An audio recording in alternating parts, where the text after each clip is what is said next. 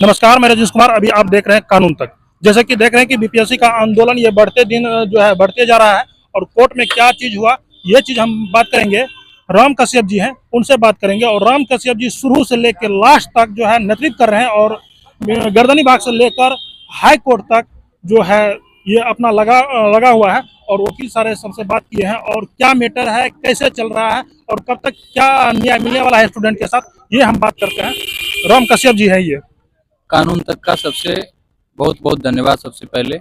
और जहाँ तक की बात है कोर्ट का, तो आज कुछ ऐसा सकारात्मक हुआ नहीं जो मैं बताऊं, लेकिन आज कोर्ट सकारात्मक थी इस सेंस में कि सैटरडे को गिरी साहब ने बोला था कि इसको जल्दी से सुन लिया जाए।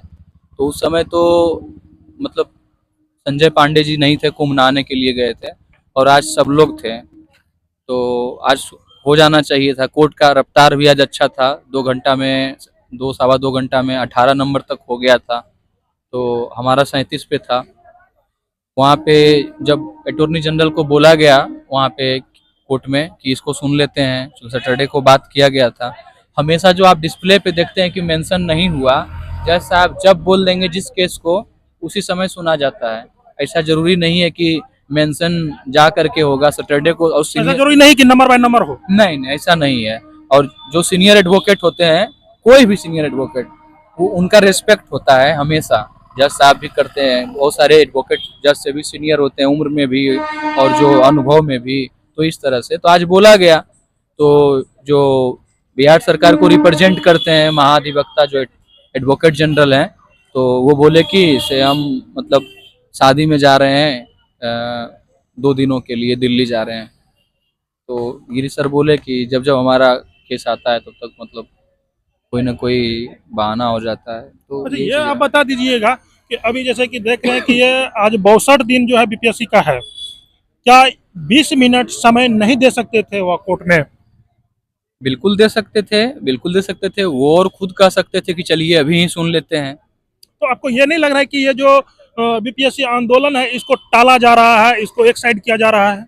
अब इस पे मैं कुछ बोलूंगा नहीं, क्योंकि प्रत्यक्ष जो है वही ना बोल सकते हैं। इसमें मैं कुछ विशेष टीका टिप्पणी नहीं करना चाहूंगा, लेकिन कुछ ना कुछ तो है। कायदे से अगर देखिए तो हमारा सुनवाई हो जाना चाहिए था।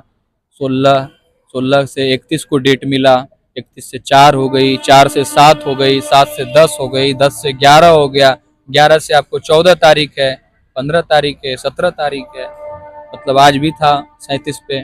तो ठीक है, केस टेक ऑफ नहीं हो पाया, मानते हैं। लेकिन जब आपको बोला जा रहा है तो आप बोलते हैं कि चलिए अभी ये सुन लेते हैं। सीनियर हैं, छात्रों का कम से कम, ठीक है आपके लिए मानते हैं हजारों केस होगा, डेली का केस है, लेकिन हम मतलब केस का सिवियरिटी देखिए कि कैसे, मतलब देखिए ना उसको कि तुरंत कैसे ग्रसित हो रहे हैं हम लोग, कितने दिन से चल रहा है। मैटर को प्रायोरिटी देना मतलब बनता है। आप सरकार को रिप्रेजेंट करते हैं, सरकार आपको क्या मतलब बोली है, कैसे बोली है, डायरेक्ट की है, मानते हैं कि आप उसी के हिसाब से चलते हैं। लेकिन केस के सिवियरिटी को, जो मैटर हमारा है उसको समझना चाहिए था, जो कि ऐसा नहीं दिख रहा है। अरे ये जैसे कि आज वो चले गए 2 दिन के लिए, मतलब अब कल भी नहीं होने का संभावना है?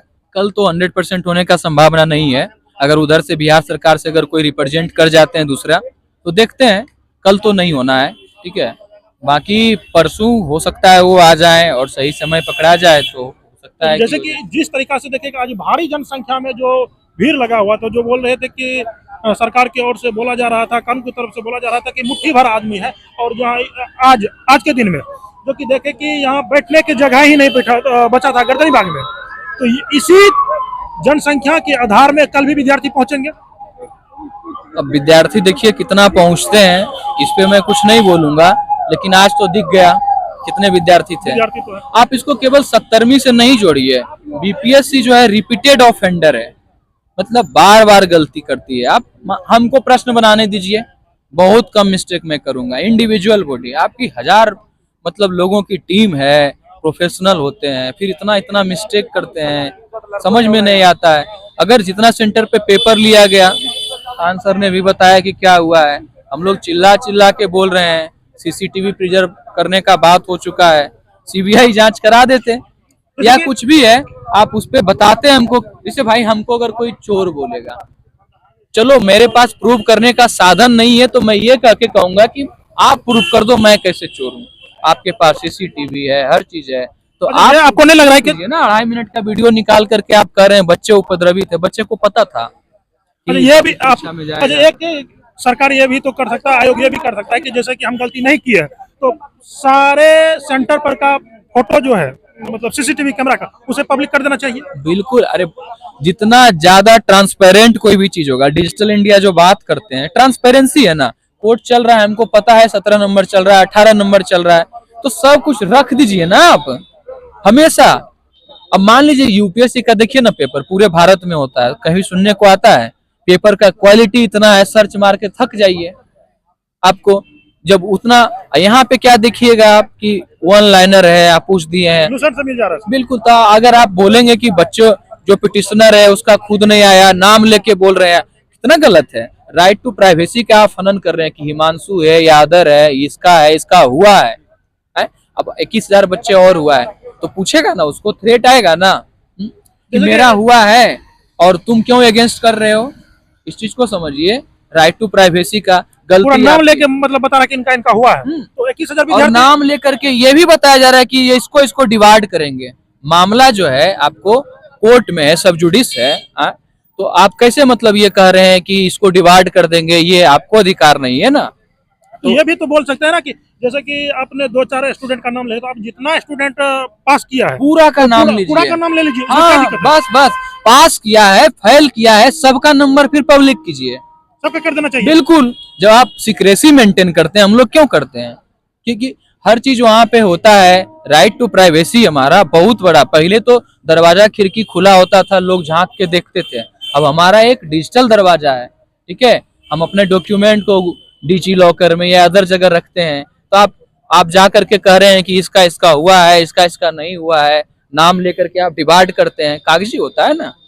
तो ये तो बहुत गलत बात है कि आप ये ट्रस्ट, संवेदनशील कोई भी इंस्टीट्यूशन को होना चाहिए, वो सड़क हो या संसद हो। सड़क मतलब प्रशासन, पुलिस प्रशासन, इसको भी संवेदनशील। पुलिस को जब देखते हैं तो डर नहीं लगता है, डर लगता है। जबकि क्या होना चाहिए, ऐसा होना चाहिए कि हमारी सुरक्षा में है, ठीक है। मोरल पुलिसिंग का जो कंसेप्ट है ये होना चाहिए। तो उसी तरह से हर इंस्टीट्यूशन को ट्रस्ट जीतना चाहिए। छात्र के लिए इंस्टीट्यूशन बना है, साफ सुथरा परीक्षा लेने के लिए, तो छात्र के प्रति संवेदना दिखाना इंस्टीट्यूशन का है। अगर हम बोल रहे हैं कि नहीं ऐसे हुआ है, आपको भी लग रहा है, आप 2-4 बार गलती किए हैं, हर बार पेपर इस तरह से हुआ है, री एग्जाम कहीं कहीं का 67वीं में भी देखे हैं, 66वीं में भी देखे हैं, तो आप इसको एक्सेप्ट करने के बजाय हुठ जो चलता है कि नहीं हुआ नहीं है। अरे भाई बापू हुआ, 1 बजे आप मान लिए ट्विटर पे था, ये देख लिए आप। पेपर नहीं मिला प्रियंका पारुल का, देख लीजिए, छात्रा ही बोल रही है होलोग्राम का था, वो नहीं चिपका, सर्किट हाउस में स्पेशल ट्रीटमेंट, जमुई में ग्रुप में बच्चे, तो तमाम चीजें हुई है। सीसीटीवी आपका काम नहीं, बिजली कंटिन्यूअसली कटा। 12:44 में मेरे पास पेपर है जो कि 13 तारीख को लिया गया था। अब कहिएगा कहाँ गया है ये पेपर? भाई बहुत लोग अपना केवल फायदा उठाते हैं और डरते हैं कि मीडिया में डालने से। अपना फोटो खींचे, कुम्हरार का रोल नंबर है, मैं कैमरा में दिखा सकता हूँ। तो बहुत सारी चीजें हुई, आप जांच कीजिए इस पे। अब डीएम का रिपोर्ट लगा के आप कह रहे हैं कुछ नहीं हुआ है। चोर कहेगा कि चोरी हुआ है, तो डीएम साहब के संज्ञान में जिस जिला में था वो स्वाभाविक है कि नहीं कहेंगे, फिर उन पे सवाल उठेगा। इसके बजाय आप कोई प्रोसेस किए होते, 60 दिन बीत गया, उसके बाद आप बताते कि नहीं ये निकल के आया, कुछ नहीं हुआ। तो ये तो जैसा कि देखे कि राम कश्यप जी जो है से बात किए और ये अपना पूरा बात जो जानकारी इनके पास था टोटल का टोटल जो है आप लोगों के साथ शेयर किया। और हम जो है राम कश्यप जी से एक रिक्वेस्ट करेंगे कि जो इनके पास प्रूफ है उनसे पर्सनल बात करेंगे कि यदि ये सक्षम होंगे देने के लिए और पब्लिक करने के लिए, तो हम आप लोगों के साथ नेक्स्ट वीडियो में आप लोगों के साथ हम पब्लिक कर देंगे। राम कश्यप जी का इसमें बड़ा योगदान है, जो जिसमें कि सर लोग भी इनका बहुत समर्थन करते हैं। तो चलिए मिलते हैं अगले वीडियो में, तब तक के लिए मैं ये बोलना चाहूंगा भैया को कि राम कश्यप का केवल योगदान नहीं है, इसको बस एक मौका मिला है जो कि आगे बोलता है, ठीक है। यहाँ पे जितने बच्चे हैं जो भी इस एग्जाम से प्रभावित हुए हैं, सारे बच्चों का योगदान है। जो गर्दनी बाग में आज खड़े थे उनका भी योगदान उतना ही है, और हम सब मतलब मिल करके ये काम किए हैं। बहुत बहुत धन्यवाद।